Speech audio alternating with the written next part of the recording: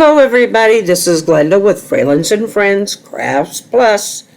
Tonight I am finishing up with the portrait of Joseph. Now you look at this picture and you think, well, there's more than Joseph there. Well, this is all parts of what he's been given responsibility for and the rewards he's been given. And I thought a red shirt would be good under his robe.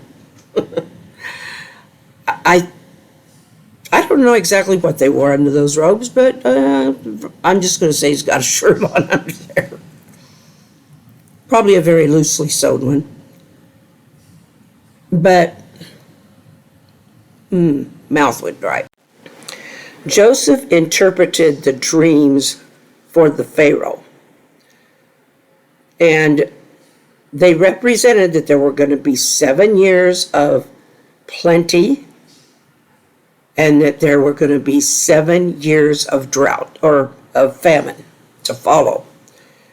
And so Joseph said this was a warning that they need to save back during the 7 years of plenty. They need to save back and store enough to get them through the 7 years of famine. And the king, his priests, and everybody were really amazed at his interpretation and agreed that it must be from God. This is unusual for a Pharaoh in Egypt, or any in Egypt at that point, to mention God as a single, because they had a polytheistic society. They believed in all kinds of gods, and a lot of them were half human. But Pharaoh even mentioned that the Spirit of God was talking to Joseph. Now that to me is something miraculous. So Joseph is no longer in the prison. He's no longer a slave. He is now second only to the Pharaoh. And the Pharaoh has said that whenever he's out in his chariot, that Joseph is to have the second chariot. So that's why I have this little chariot right down here in this corner. It indicates his importance.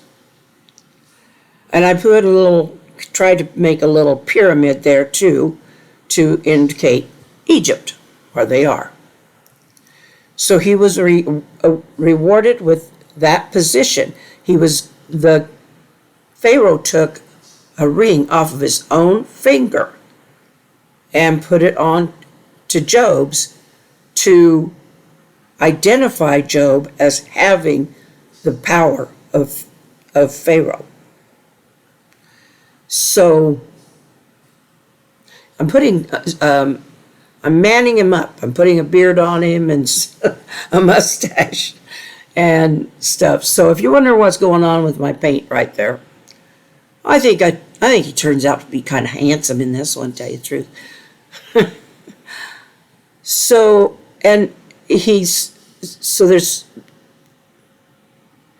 they raise a lot of corn. It talks a lot about corn. So that's must be the staple that they use. And they have cattle. And that was in one of his dreams, was the cattle. And so was the corn, as far as that goes. So he's also given a bride. One of the high priests of the Pharaohs was ordered to give his daughter's hand to Joseph in marriage. Now, throughout this whole first 7 years of plenty, through the 7 years of plenty, Joseph and his wife have 2 sons. And so he has really gained from being a young lad, or from being kind of fairly young, a teenager, from being a teenager and being given a coat of many colors, only to have that taken from him by his brothers. Joseph sold into slavery and becoming a slave in Egypt. Then, because they remembered his interpretation of dreams for other people, he's brought up to the Pharaoh, and now he doesn't have a coat of many colors, but he has got power.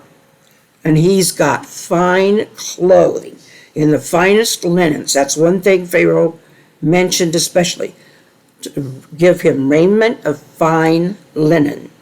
So clothing, color, gold, all of that were special to the Egyptians and showed status. But the most important thing for Joseph now is to see to it that these stores are put up, that there's enough corn being put into storage that he is able to get them through the 7 years of famine. And it's not only going to get him through the 7 years of famine, Egypt, but it will also get others who are going to come and buy from Egypt. I'm putting some folds and just lines in the clothing, make them look a little more like clothes, I guess. I'm learning some things as I go along and watch others. And anyway, so that's pretty much where we're at. What's going to be coming next? See, Jacob is now called Israel. And Jacob has thought, or Israel has thought all these years, that Joseph was killed and mauled by an animal. Because that's what Joseph's brothers told their father when they sold him into slavery. They weren't going to go and admit what they had done. So once this famine hits, it hits everybody. And so Joseph's own family is going to be begging for food.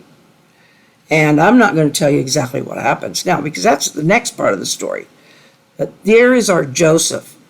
Ain't he good looking?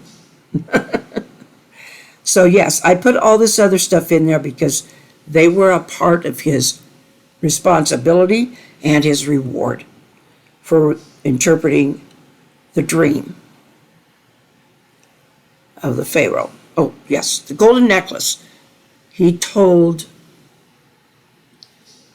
Pharaoh told his people to give him a necklace of gold. And so I went ahead and I made it a broad necklace, not as broad as or as ornate as the Pharaoh's, but I made it a broader, more like a collar than like what we would expect today as a chain or something. Well, that's it, and I hope you've enjoyed this. And there he is, all decked out. And we'll see you next time. And thank you for watching. Do share this, comment, subscribe, and click the notification button. Good night.